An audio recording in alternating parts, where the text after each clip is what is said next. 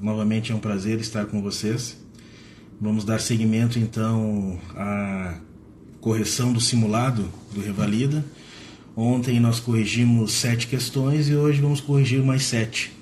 Na mesma lógica, né? Eu vou lendo as questões aqui para vocês podem acompanhar pelo material que a Quality distribuiu para vocês.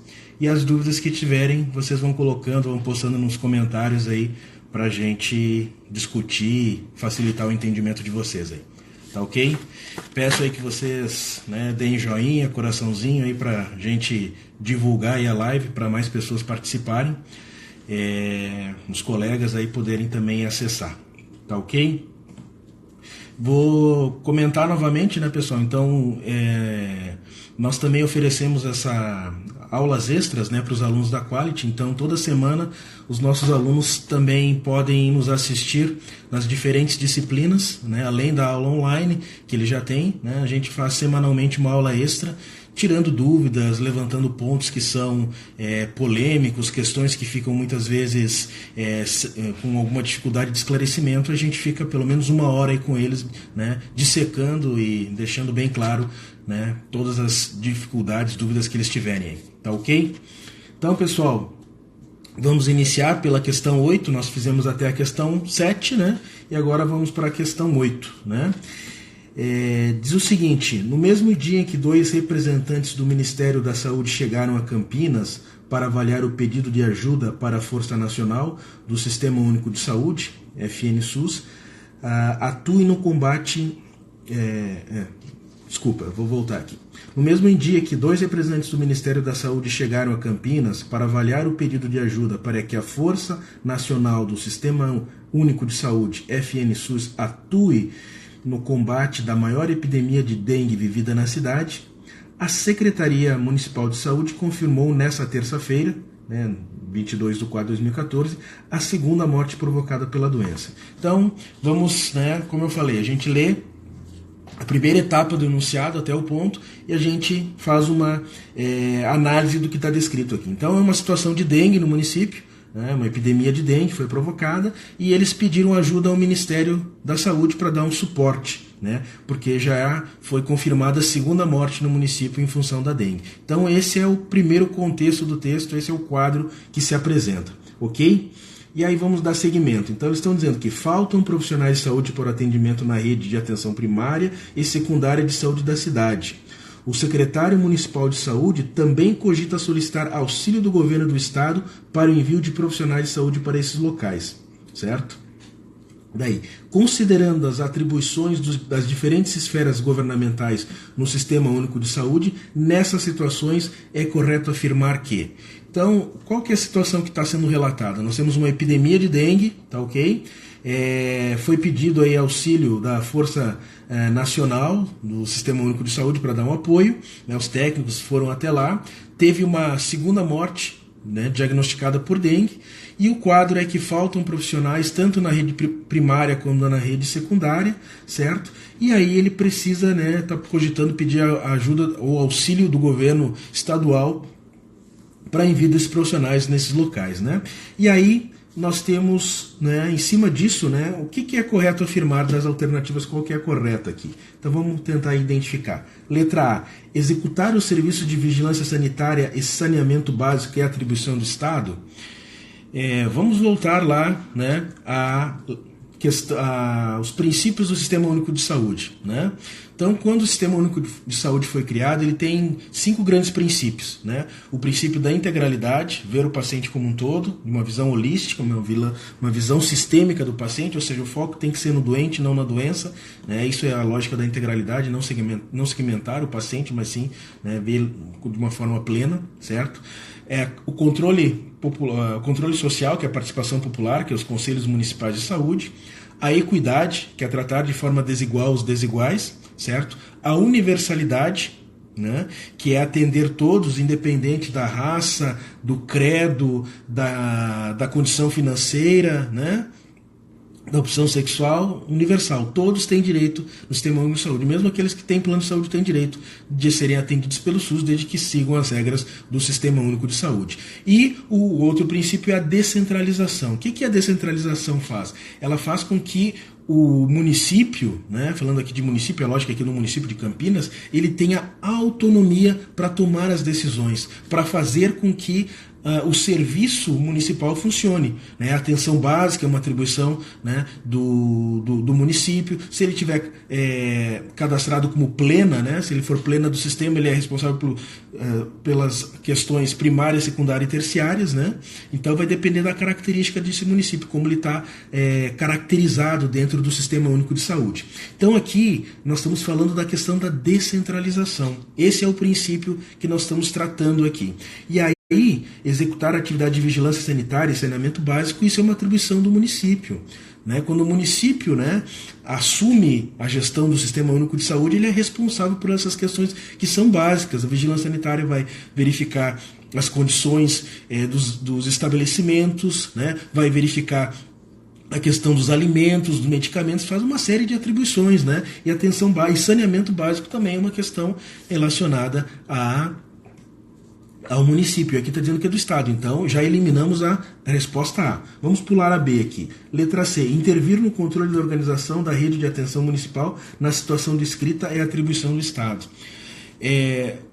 Não é atribuição do Estado, certo? O Estado pode até intervir numa situação de emergência, mas aí o município se declara realmente incompetente para fazer a gestão do seu município, né? Das pessoas que moram naquele município. Então não é uma atribuição do Estado, isso é uma atribuição do município. Atenção básica, né? É atribuição, organização, controle do serviço de saúde, é uma atribuição do município. Então eliminamos também a letra C. Certo? Letra D diz: atender às necessidades coletivas, urgentes e transitórias decorrentes de situações de perigo iminente ou irrupção de epidemias é atribuição exclusiva da União. Não é uma atribuição exclusiva da União, certo? A União vai ser chamada em situações de calamidade pública, né, de emergência e tal, vai dar o seu suporte, o Estado também, mas não é exclusivo uma atribuição exclusiva da União. Então a gente também tira essa possibilidade aqui, eliminamos a letra D. Então a letra B é a correta, porque gerir e executar diretamente serviços públicos de atenção primária são atribuições do município. O município não está conseguindo fazer o básico, pessoal, não está conseguindo fazer o feijão com arroz ali. E a dengue, né, a gente consegue fazer um bom diagnóstico na atenção primária, né, numa unidade básica de saúde, né, faço lá a prova do laço, né, que é algo simples de ser feito, né, tem os exames necessários, né, para o primeiro diagnóstico, capacito a equipe de saúde, os médicos, os enfermeiros, faço as notificações. Então isso é uma atribuição do município. Então a letra correta aqui nessa alternativa é a letra B, e isso está ligado ao princípio da descentralização, né? Dar autonomia ao gestor local, para que ele possa assim executar as ações de saúde que estão relacionadas ao perfil epidemiológico da população. Perfil epidemiológico, nós já falamos outras vezes, está relacionado às questões de morbidade e mortalidade. Quais são as principais causas de morbidade e mortalidade daquele município? Com isso, ele monta um plano de saúde para atender esse perfil epidemiológico da população. Tá ok? Então, se tiverem alguma dúvida, podem colocar um comentário. Se não ficou claro para vocês, eu vou dando sequência aí na próxima questão. Ok? Na questão 9 aqui está dizendo o seguinte, né? No Brasil, de acordo com a legislação sobre as fontes de financiamento do Sistema Único de Saúde para Atenção Básica, a União, né? Então, o que corresponde à União? Primeiro, quando a gente fala de fontes de financiamento, né, o financiamento ele é tripartite, são três partes, né? Tem o município, tem o Estado e tem a União, né? A emenda 29, né, ela foi aprovada e ela estabelece que os estados têm que colocar pelo menos 12% do seu orçamento, tem que ser vinculados à questão de saúde, os municípios têm que ter no mínimo 15% do seu orçamento voltado para a saúde, e a União ela tem que colocar 5% do PIB acrescido, né, da inflação do período e tal. Então, essas são as definições estabelecidas aí em relação ao financiamento. Como eu falei, ele é tripartite, né? Ele sai lá do Fundo Nacional de Saúde, FNS, e vai para o FNE, se for para o estado, né? Eu moro no estado do Paraná, então sai lá do Fundo Nacional de Saúde de Brasília e vai para o Fundo Nacional Estadual do Paraná. E tem os municípios também que são, né, habilitados em plena do sistema ou plena da atenção básica, né?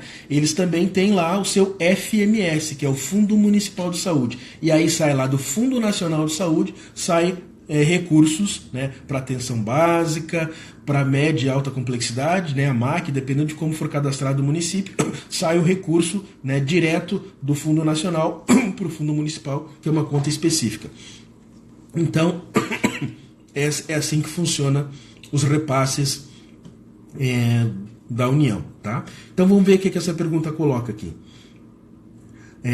Letra A. O repasse de recursos financeiros aos municípios de forma diretamente proporcional ao montante que o município arrecada em tributos. Não tem relação nenhuma com a arrecadação de tributos, certo?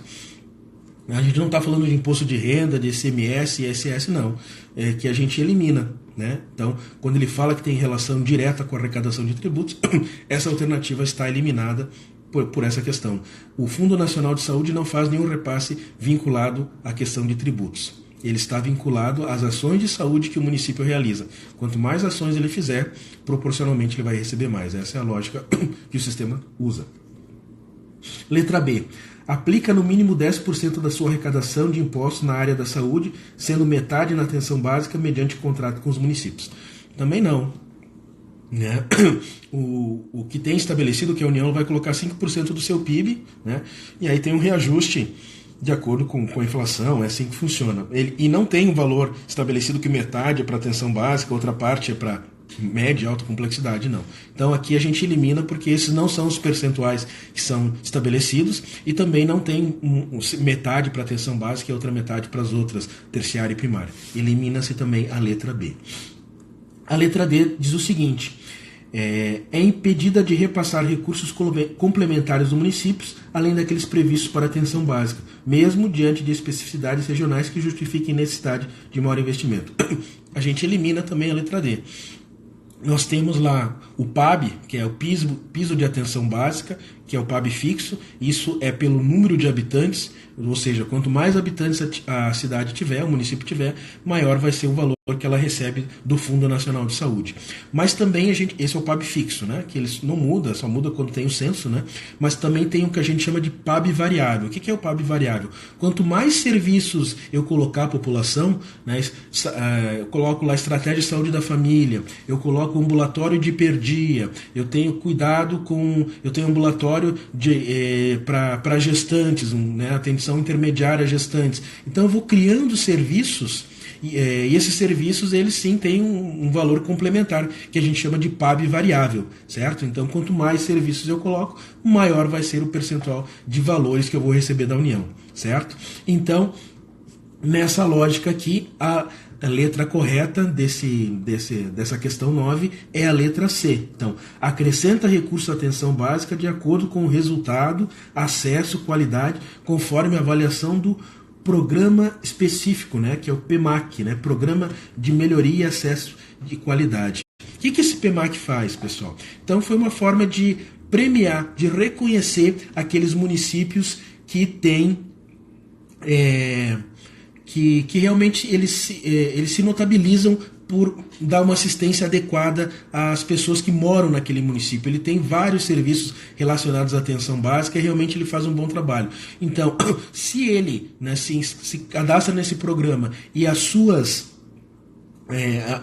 o seu atendimento, os seus serviços, eles estão bem avaliados em relação ao PMAC, ele vai receber um valor complementar. Então a União paga, ou seja, quanto melhor for o resultado da assistência aos munícipes, ou seja, as pessoas que moram naquele município, em função dos serviços de saúde que são prestados, e aqui a gente fala mais da atenção básica, atenção primária, que teoricamente ela tem que resolver 80% dos principais casos de saúde da população, ela vai receber sim um valor complementar através do programa PMAC. Então, essa questão, a questão 9, a alternativa correta aí é a letra C, certo? Então, na atenção básica, sim, existem incentivos, a gente chama de incentivos para que o gestor municipal, né, ele possa colocar mais serviços à população. Enquanto mais a gente investir em prevenção, nós vamos gastar menos na área assistencial, na área curativa, né? Então sai muito mais barato, né, eu conseguir controlar a pressão arterial de um hipertenso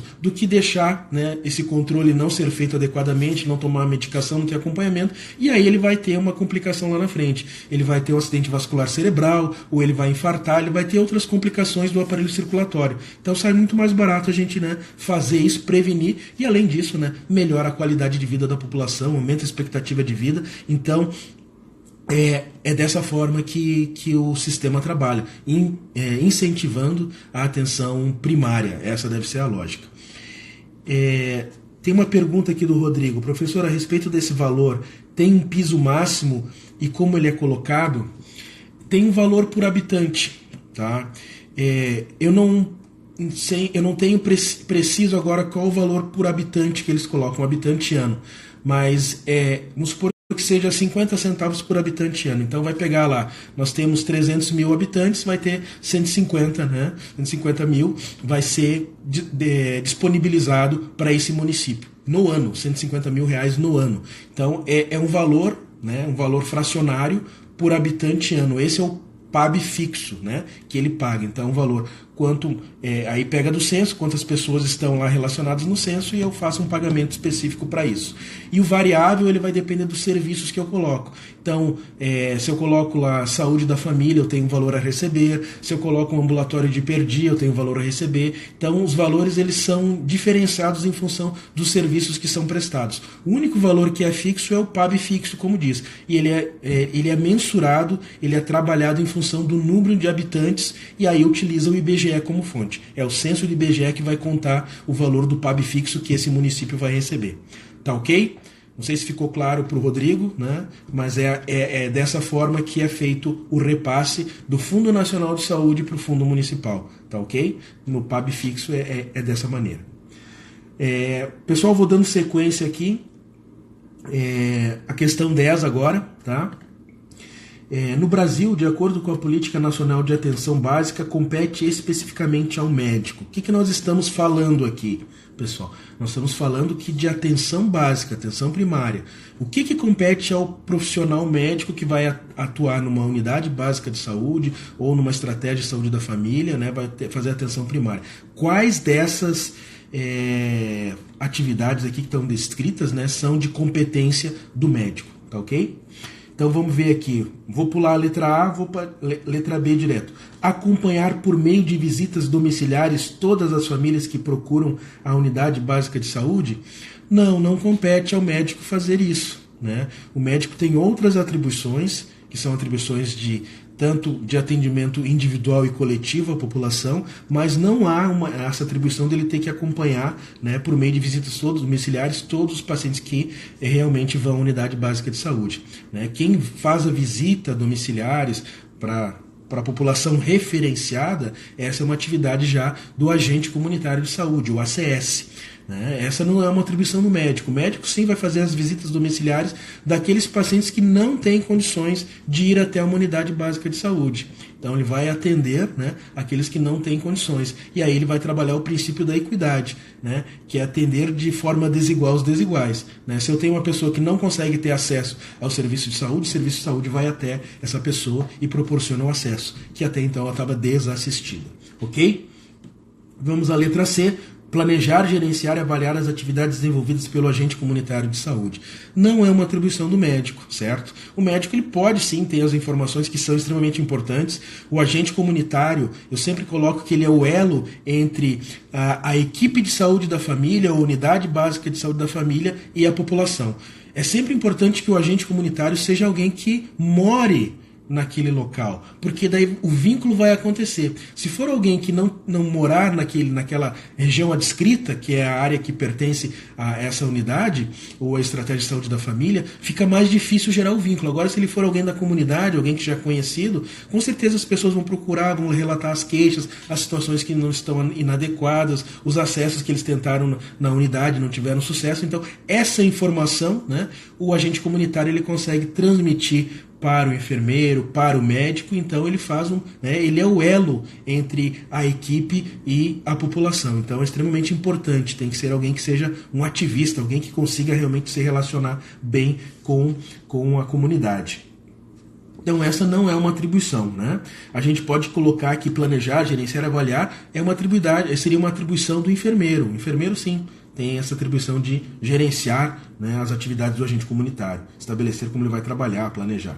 Depois, cadastrar todas as pessoas da sua área no território e manter os cadastros atualizados. Novamente, é uma atividade do agente comunitário de saúde. Então ele faz o cadastro das famílias, tem lá todo um cadastro com uma série de informações econômicas, sociais, a condição dessa família, se ela está em situação de vulnerabilidade ou não, porque se ela estiver, nós temos que dar uma atenção maior a essa família em relação aos demais. Então essa parte de cadastro, né, é uma atribuição extremamente importante, porque através do cadastro, né, nós conseguimos definir o que? O perfil epidemiológico daquela população. Vocês veem como as coisas são linkadas, certo? Então, aí é uma atribuição do agente comunitário. Letra E a gente sempre vai eliminar, eu tenho certeza que essa alternativa não faz parte do pensamento de vocês, não sei, né? Com certeza vocês vão ter sabedoria, vão saber qual a questão correta. Então, nessa alternativa aqui nós temos a questão A, certo? Questão 10, né, a resposta correta é A. Então, compete ao médico realizar atividades programadas de atenção à demanda espontânea. O que são atividades programadas? Então, naquela semana o médico tem que visitar tantos pacientes, tem que fazer a visita domiciliar a tantos pacientes que estão acamados. Ok, está programado isso. Ele tem programado fazer atendimentos das consultas que estão agendadas, também está programado. Acompanhar pacientes que voltaram do hospital, né? Um paciente voltou, teve um infarto, foi assistido lá, mas tem que fazer o acompanhamento sequencial, né? A gente chama de atendimento longitudinal, junto com o médico da unidade básica de saúde, né? E a demanda espontânea é aqueles pacientes que não estão programados, mas por algum motivo precisaram do atendimento naquele momento, certo? Então, a alternativa correta aí para a questão 10 é a letra A, tá ok? Se tiver alguma dúvida, a gente pode tirar aí para vocês. Aqui tem uma pergunta aqui, qual grupo de pessoas tem direito à visita domiciliar? Então é assim, a visita domiciliar, ela é indicada para pacientes que têm dificuldade de locomoção, certo? Se eu tenho um paciente que está acamado, um paciente que voltou do hospital e ainda está debilitado, que precisa de cuidados, um paciente que é idoso, um paciente que é obeso, então aquelas pessoas que não têm condições de ir até uma unidade básica de saúde, essas pessoas sim são as pessoas elegíveis para o atendimento domiciliar, certo? Então existem os critérios. Aquelas pessoas que podem se deslocar, elas vão até lá. E como é que a gente consegue essa informação? Volto a dizer, o agente comunitário de saúde, ele vai fazer a visita, vai entrar no ambiente familiar e vai ver que lá tem um senhor já de 90 anos, acamado, né, tá com Alzheimer ou teve um AVC, então essas informações ficam registradas. E aí, né, o médico, o enfermeiro vão ter essas informações e vão saber, bom, para essa população aqui, nós temos aí, sei lá, 5%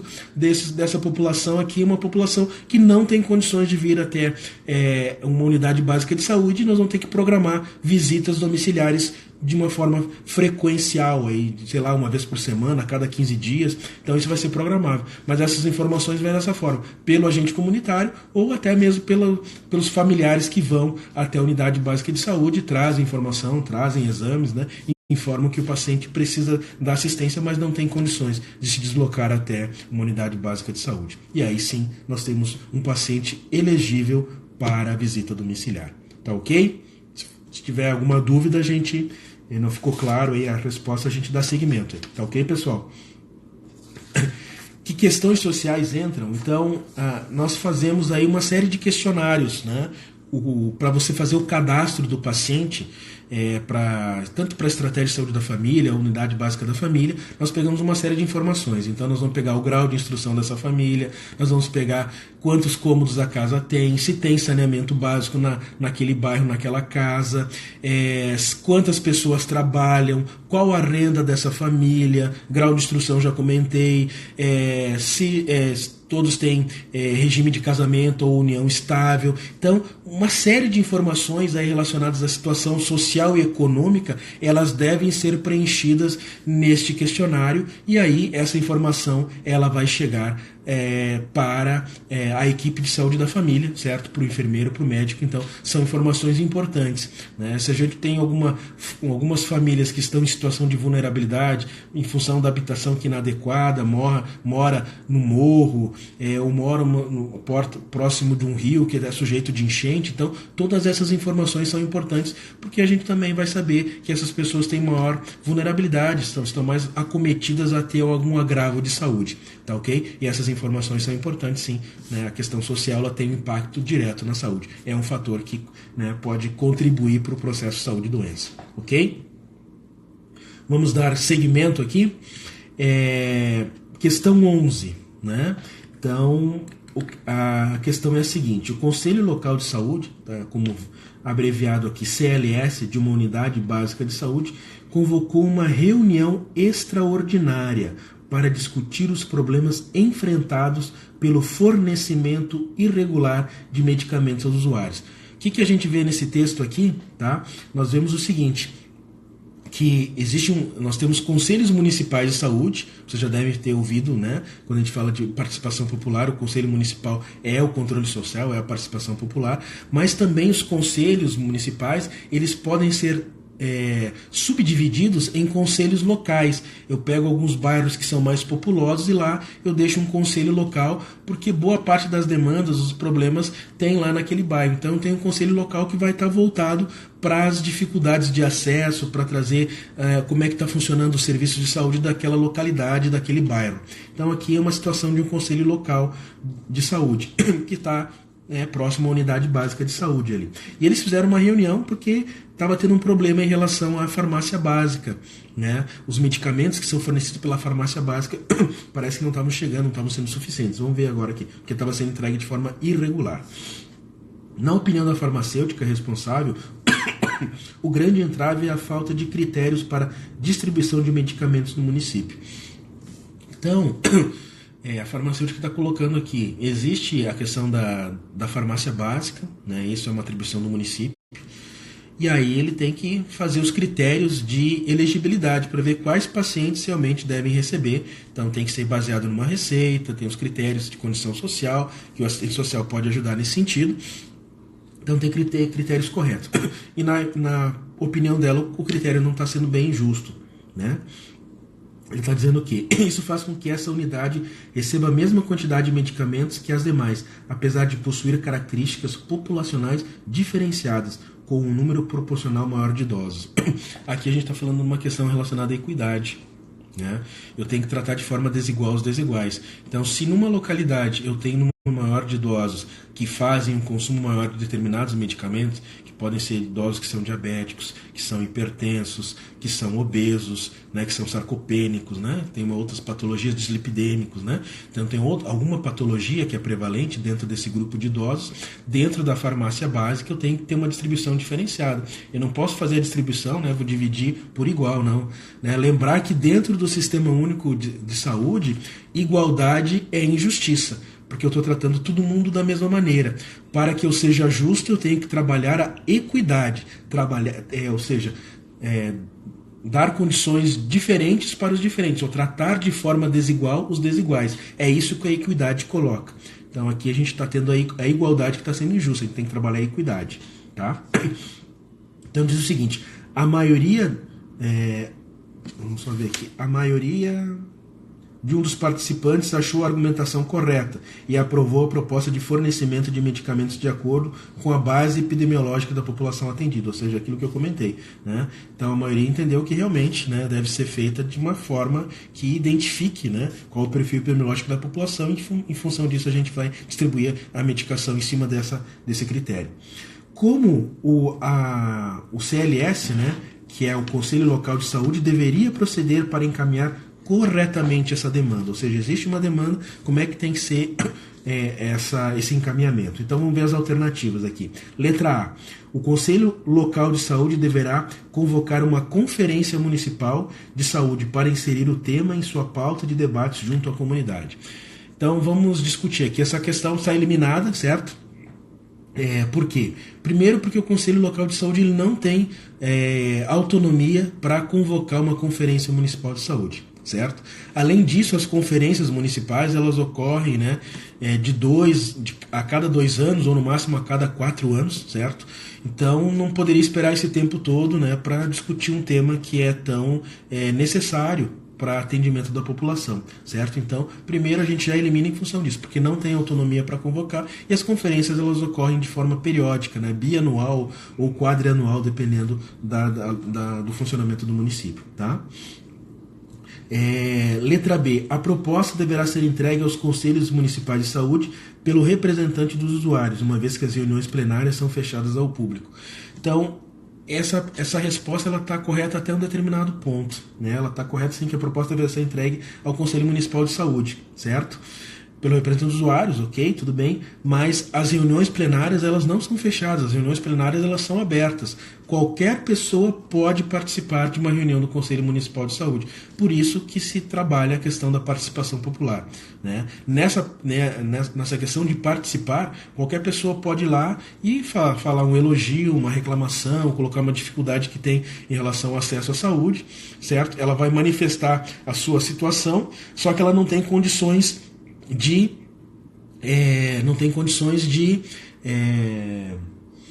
votar. Quem vota são somente os usuários, certo? Então, os demais, né, as pessoas, os que não são usuários, não foram eleitos, né, eles podem sim participar, colocar a sua necessidade, mas a votação fica a critério somente dos usuários que são participantes que foram eleitos, tá ok? Direito a voto. Então ele tem direito à voz, mas não tem direito a voto, o participante. Vou pular a letra C, vamos para a letra D. O Conselho Local de Saúde deve encaminhar uma proposta ao Secretário Municipal de Saúde, uma vez que o planejamento, execução e controle da Política Nacional de Saúde é a tarefa exclusiva do gestor municipal. Ok, pessoal, aqui não cabe ao Conselho Local de Saúde encaminhar a demanda direta ao secretário, certo? O Conselho Local, ele se reporta ao Conselho Municipal de Saúde, certo? As questões de planejamento, execução, controle, elas são atribuições do gestor, mas elas também são fiscalizadas, né, pelo Conselho Municipal de Saúde. Então a gente elimina a letra D aqui, certo? Porque isso não é o fluxo correto. Então a alternativa correta que nós temos aqui, sim, é a alternativa C, certo? Então, para a sua resolução, o problema da distribuição de medicamentos e a proposta do Conselho Local de Saúde devem ser encaminhados aos membros do Conselho Municipal de Saúde para uma discussão plenária. Então, o Conselho Local vai levar essa demanda, na reunião do Conselho Municipal de Saúde vai ter uma plenária, esse representante do Conselho Local vai colocar a dificuldade, vai ter direito à voz, e lá na plenária eles vão votar, e aí se for votado de forma apoiando, de forma positiva a demanda, isso vai ser encaminhado para a Secretaria, né, para que seja revisto a forma de distribuição dos medicamentos, porque está colocado aí de forma irregular, tá ok? Então, só reforçando, pessoal, as conferências municipais, estaduais, elas ocorrem a cada 2 anos, e as conferências nacionais, elas ocorrem a cada 4 anos, então elas têm um tempo específico para ocorrer, certo? Perfeito? Alguma dúvida? Podemos avançar aqui? Então, como não tem nenhum comentário, entendo aí que vocês estão conseguindo entender aí as questões. Vamos para a questão 12. Ela diz o seguinte: um paciente com 21 anos de idade, servente de pedreiro, certo? Vem a uma unidade básica de saúde, acompanhado pela mãe, que refere estar preocupada com o comportamento do filho. Então, é um paciente de 21 anos, né? Ele trabalha como servente de pedreiro, foi uma unidade básica de saúde que sua mãe acompanhou ele na consulta, ok? Porque ela está preocupada com o comportamento do filho. No acolhimento pela enfermeira, a mãe informa que o filho tem chegado em casa embriagado, o que ocasiona faltas ao trabalho. Tá? O filho apresenta hálito alcoólico, minimiza o relato da mãe e afirma que isso acontece poucas vezes. o paciente não apresenta sinais de alteração de marcha ou fala. Considerando as diretrizes gerais do Sistema Único de Saúde, SUS, né, as atribuições da Rede de Atenção Básica e Rede de Atenção Psicossocial, o RAPS, né, nesse momento o paciente deveria ser submetido à avaliação. Então, vamos reforçar aqui, o Sistema Único de Saúde ele trabalha em redes, certo? Nós temos a rede de urgência e emergência, né? A rede voltada à assistência materno-infantil, que aqui no Paraná a gente chama de Programa Mãe Paranaense, certo? Nós temos o RAPS, né? Que é a rede de assistência psicossocial. Então, o Sistema Único de Saúde ele se organiza em redes, para que exista um direcionamento correto de acordo com o agravo, com a patologia que o paciente apresenta. Essa é a lógica de funcionamento do Sistema Único de Saúde, trabalhar redes, né, porque isso fortalece o funcionamento de um sistema, porque ele acaba, né, trabalhando de forma conjunta, de forma integrada, né, todos atuando em conjunto e integral, aquela questão de ver o paciente, né, o foco no doente e não na doença, ok? Então, só para reforçar, pessoal, a rede de assistência psicossocial, o RAPS, ele foi criada numa portaria de 2011, a portaria 3088, certo? Essa portaria estabelece como é que é o funcionamento da rede de atenção psicossocial, tá? Vamos então ver as alternativas aqui que coloca. Letra A. Deve ser encaminhado no Centro de Atenção Psicossocial, né, o CAPS, né, AD, né, álcool e drogadição. Essa alternativa a gente vai pular, pessoal. O CAPS, sim, ele tem essa possibilidade de fazer o atendimento do paciente, certo? Mas vamos lembrar que ele já está numa unidade, né, de saúde. E a gente sempre tem que lembrar que uma unidade básica de saúde, e a porta de entrada no sistema sempre será a atenção primária, sempre será uma unidade básica de saúde. O paciente entra por ali e depois ele vai sendo direcionado para os níveis primário, secundário ou para as redes de atenção de acordo com a necessidade do paciente. Mas ele já está numa unidade básica de saúde, então a letra A elimina. E essa é uma pegadinha, né? Porque realmente o quadro do paciente, em função da embriaguez, né, ele pode ser associado à necessidade de encaminhamento no CAPS. Ok. Letra B, Núcleo de Apoio à Saúde da Família, o NASF. O NASF também ele tem uma relação, né, tanto com o CAPS como Unidade Básica de Saúde, mas nesse caso, volto a dizer, esse paciente já está sendo acolhido, né, já está sendo atendido numa Unidade Básica de Saúde, que é a porta de entrada. Então, não há necessidade de encaminhamento, porque ele não passou nem por uma consulta, ele está sendo acolhido. Então, eliminamos essa aqui. Na unidade de pronto atendimento, pessoal, UPA é atenção secundária, né? O paciente ele não apresenta nenhuma aqui, né, sinais aí de alteração de marcha e fala, não tem nenhum sinal e sintoma alterado, né?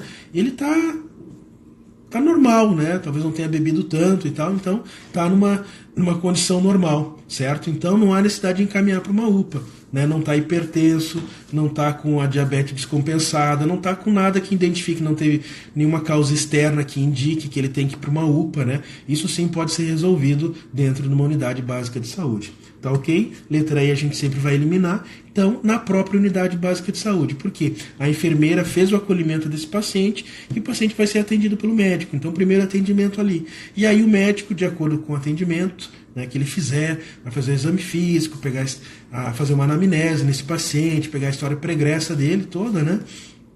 E aí vai, né, pode direcionar esse paciente posteriormente para um acompanhamento para a CAPS, mas aí vai depender da conduta desse profissional médico, mas não há necessidade de encaminhar ele diretamente para uma CAPS nesse momento, ele estando sim numa unidade básica de saúde, que, volto a dizer, é a porta de entrada do Sistema Único de Saúde. Tá ok? Então essa é a questão número 12, a alternativa correta é a letra D. Pessoal, vocês viram que tem pegadinha, sempre tem pegadinha nessas perguntas. Então ele faz um texto, né, bem escrito, aí falando da rede de atenção psicossocial, que um paciente está na unidade básica, e a primeira alternativa que ele coloca já é encaminhar para o CAPS. Né? Se a gente fizer essa, não, ele realmente é um paciente que tem necessidade de ir para o CAPS, já marco direto. Então, volto a dizer, interpretar, ler com calma, se ficou dúvida, leiam novamente, né, para vocês entenderem bem o texto. Né, e vejam alternativa por alternativa, vão fazendo essa questão de eliminação, que é muito importante, não, né, de primeira assim já ir marcando, porque não vão ter sucesso, né, usando essa metodologia, tá ok?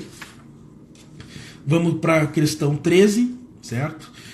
que a questão 13 coloca aqui? Então, um paciente de 75 anos de idade, casado, com história de acidente vascular cerebral recente, é avaliado pela equipe de saúde da família. Então, nós temos aí um quadro de um idoso que teve um AVC recente e que está sendo acompanhado pela equipe de saúde da família, ok?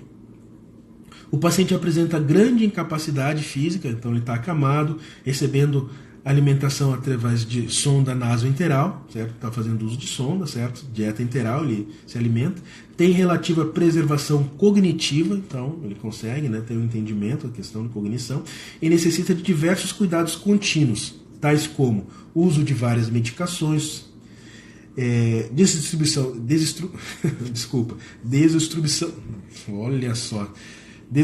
a sonda, tá? Desobstruir a sonda, manutenção da hidratação adequada, movimentação do leito, né? Eu tenho que fazer a mudança de decúbito dele, né? Cuidado com as escaras, né? As úlcera por pressão e orientação aos cuidadores, certo? Então foi colocado, né, uma série de cuidados que esse paciente necessita, né? Foram elencados aí. Então o planejamento do cuidado à saúde desse idoso deve ser baseado em... Então aqui ele coloca uma série de alternativas, né? Então vamos falar um pouquinho, antes de falar das alternativas, vamos falar um pouquinho da Política Nacional do Idoso, né?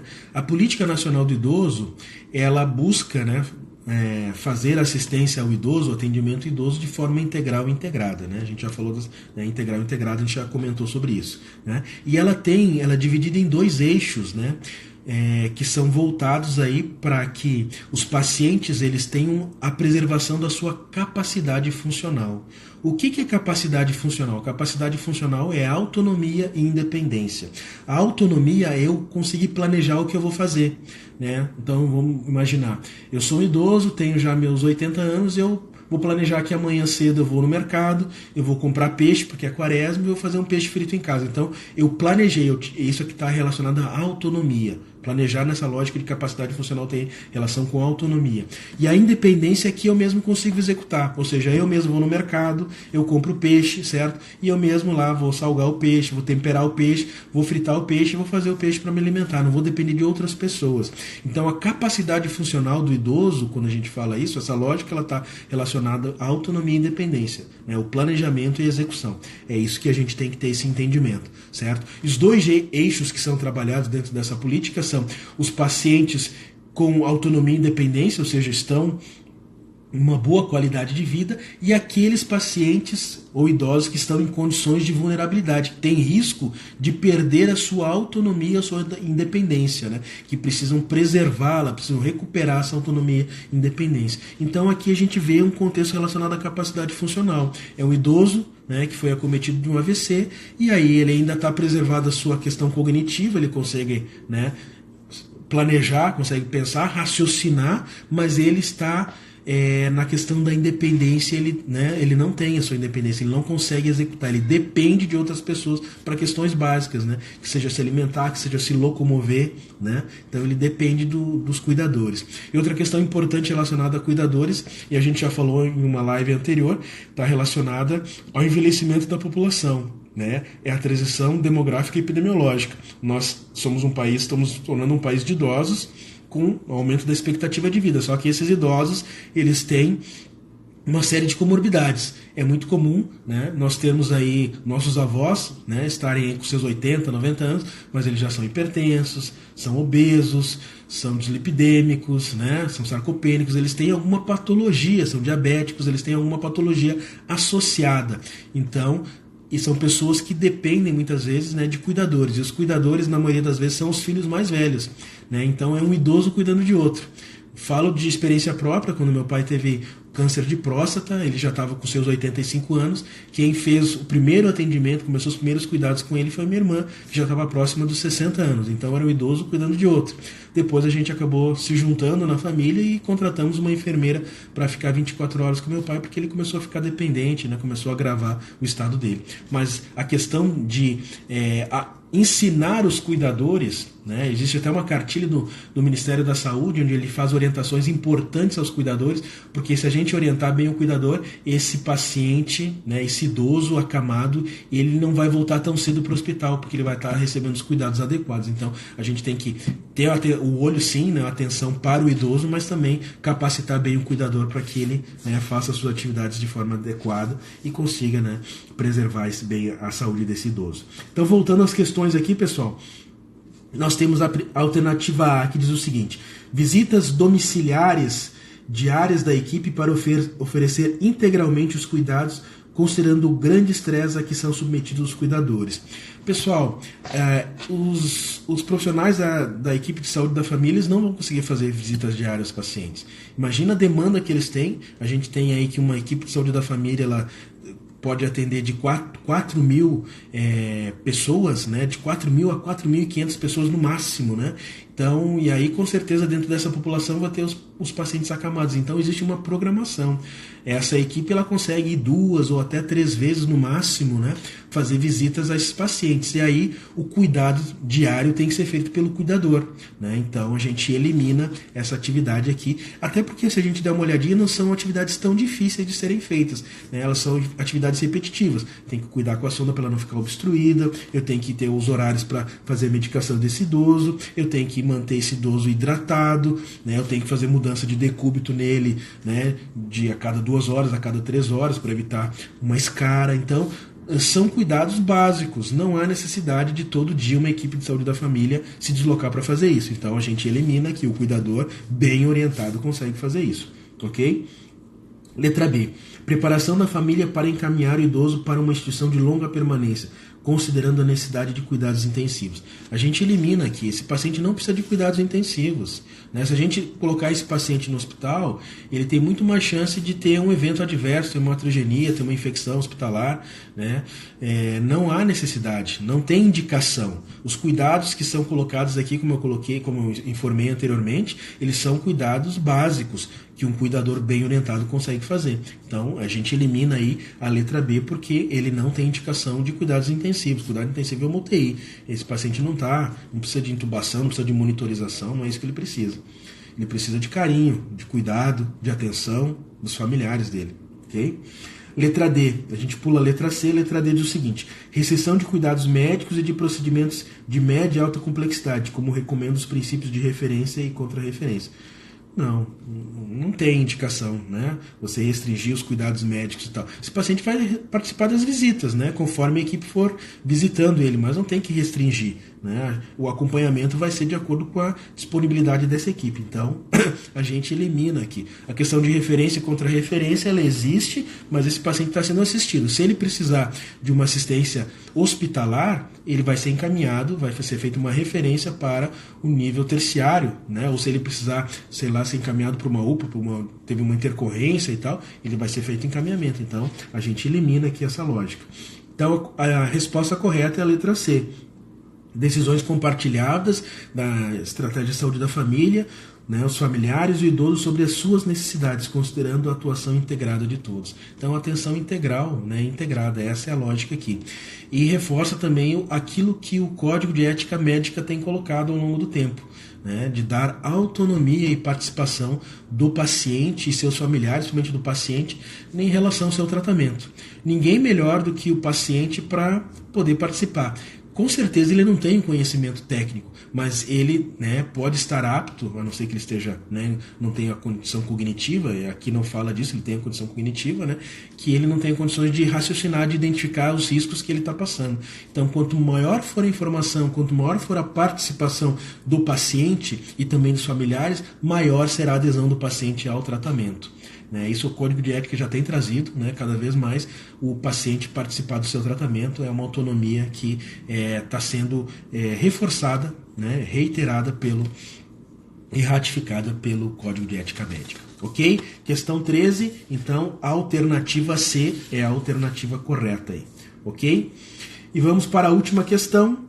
Aqui a questão número 14, então nós temos aí: uma mulher com 31 anos de idade, auxiliar de cozinha, comparece à unidade básica de saúde necessitando de ajuda para solicitar auxílio-doença ao Instituto Nacional de Seguridade Social, INSS.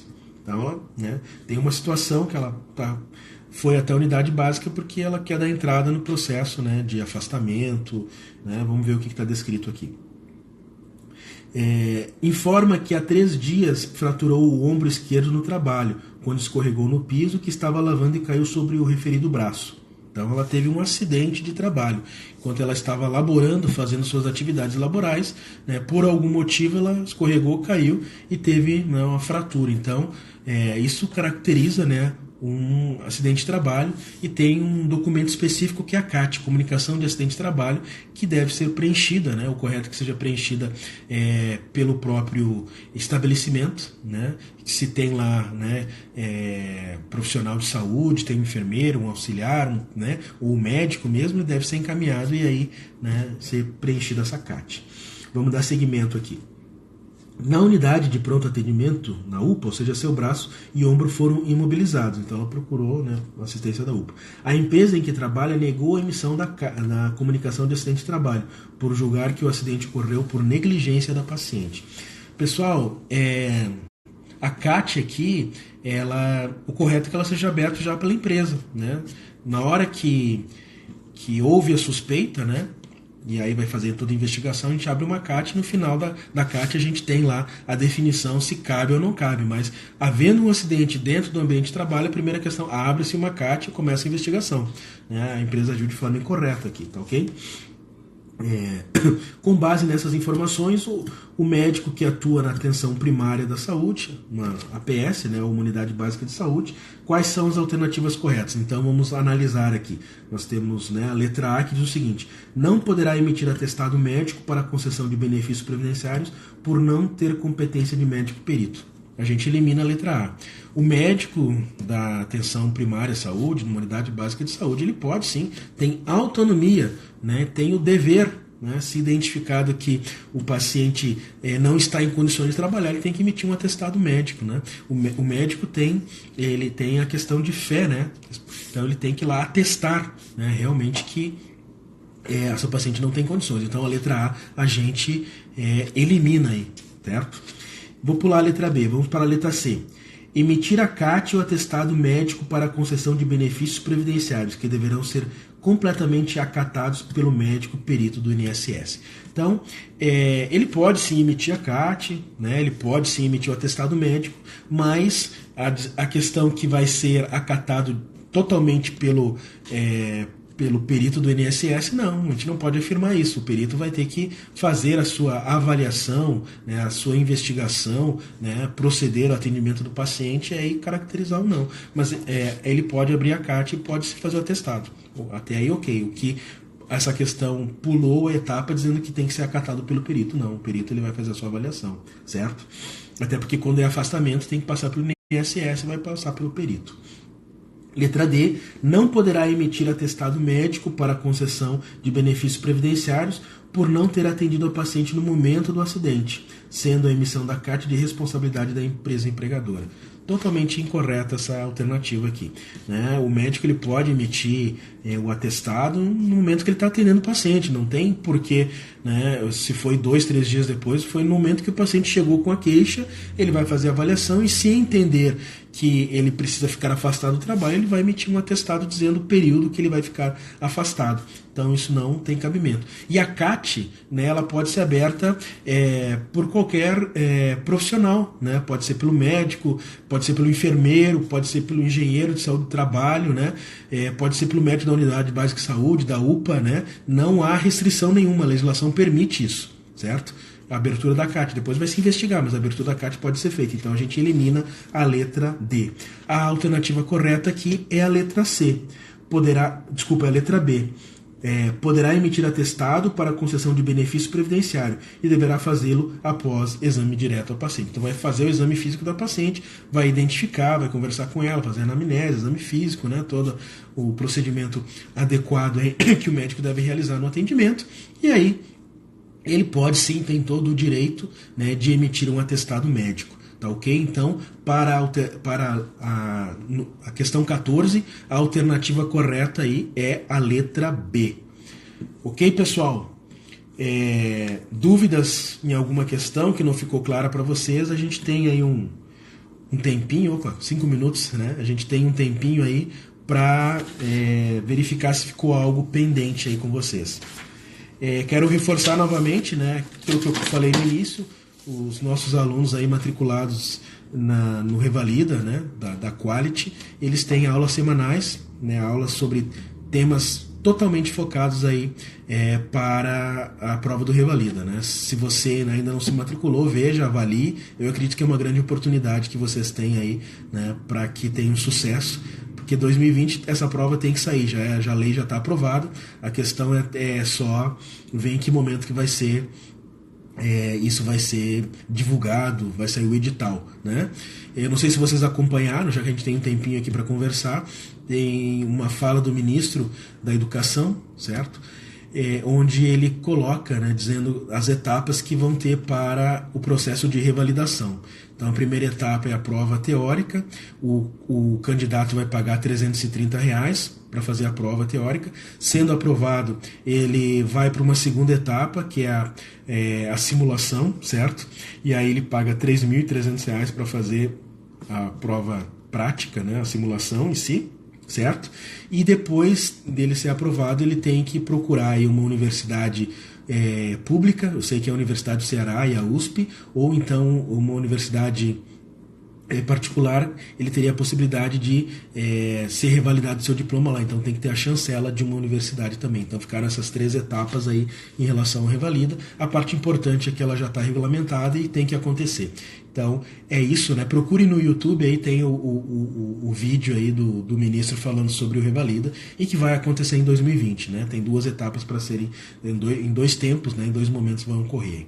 Ok, pessoal, meu muito obrigado, agradeço a participação de vocês com as questões, com as perguntas, né, para que vocês tenham sucesso. O Eduardo perguntou, Eduardo, então a 14, Eduardo, é a letra B, a resposta correta, tá?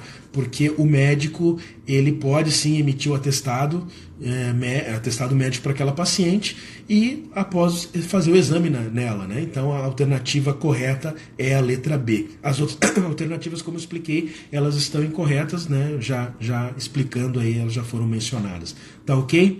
Pessoal, muito obrigado, agradeço a paciência de vocês, sucesso, né? E vamos nos dedicar, que eu tenho certeza aí que vocês, né, num futuro próximo vão estar atuando aí, né, como médicos, realizando o sonho de vocês.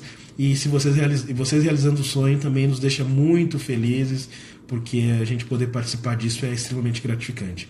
Eu me sinto feliz, me sinto gratificado cada live que eu faço, cada contato que eu tenho com vocês aí, porque a gente busca trazer o nosso melhor para agregar valor, para que vocês realmente tenham sucesso aí. Um forte abraço aí para vocês e sucesso, tudo de bom aí. Até mais, tchau, tchau.